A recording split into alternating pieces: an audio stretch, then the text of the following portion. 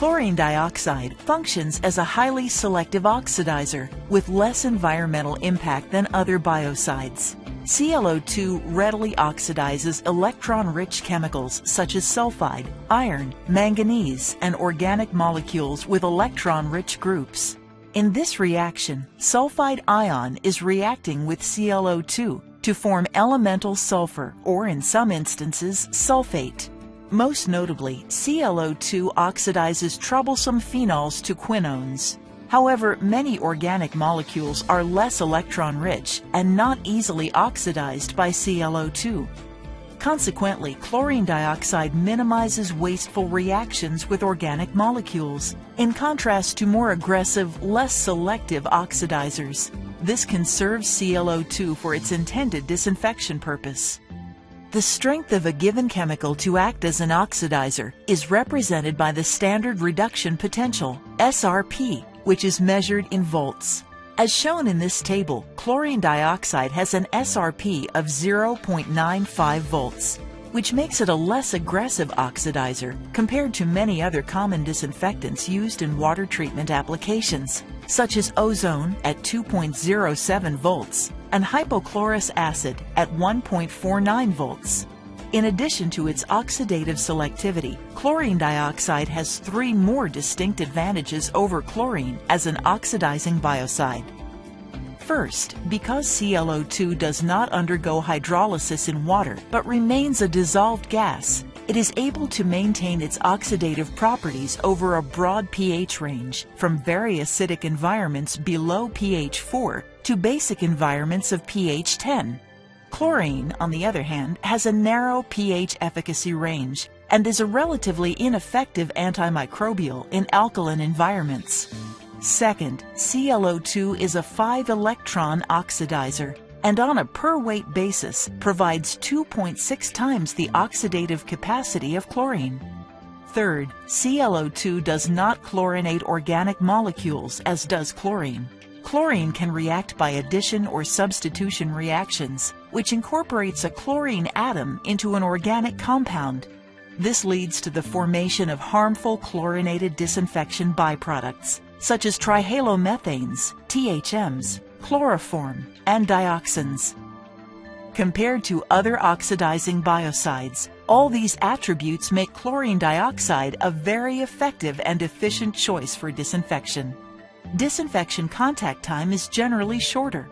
The treatable pH range is wider, the resulting dosage is lower, and harmful byproduct formation is minimized.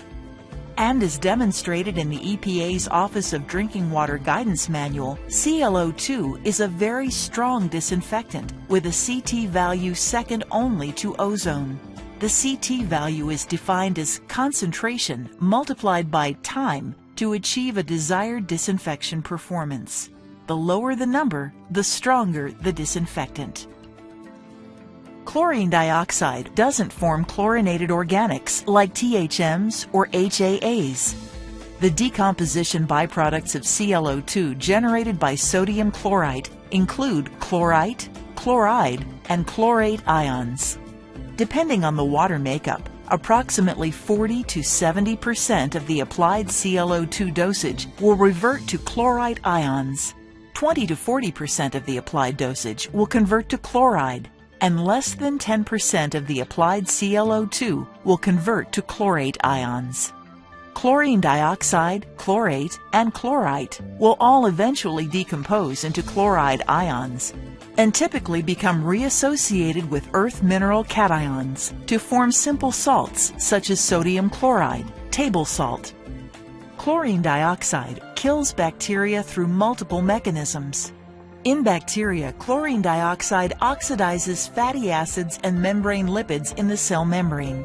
This disrupts the permeability of the outer membrane, resulting in the inability of the cell to regulate the movement of molecules into and out of the cell. CLO2 also denatures cellular proteins in the membrane and within the cell itself by oxidizing amino acids that make up these proteins. As a result, the proteins change shape and lose functionality. This can make the cell unable to generate energy, unable to move molecules in and out of the cell, and unable to stay alive. In bacterial endospores, the inner membrane is essential for viability. CLO2 penetrates and damages the inner membrane, making the spore leaky. In viruses, as shown in this RNA virus, CLO2 reacts with the protein capsid, allowing RNA to be released.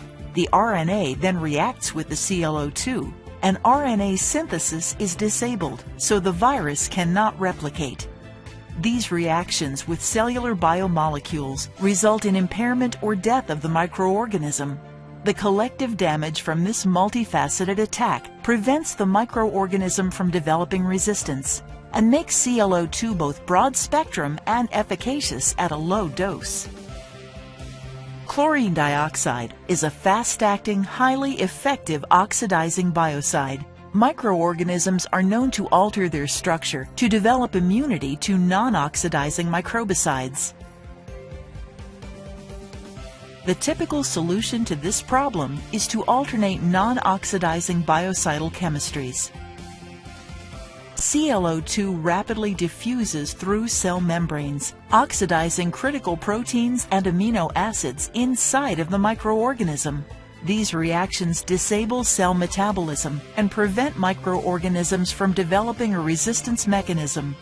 The use of chlorine dioxide eliminates the need to alternate biocidal chemistries in critical applications like food sanitation and drinking water disinfection.